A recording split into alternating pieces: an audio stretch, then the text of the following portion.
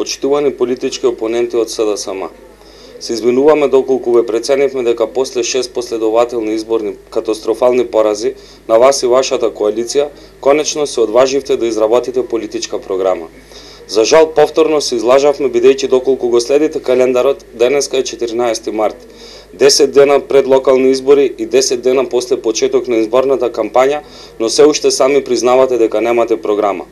Вие се уште ги подценувате граѓаните и крајно несериозно објавивте дека дури за 2 дена ќе имате некаква програма.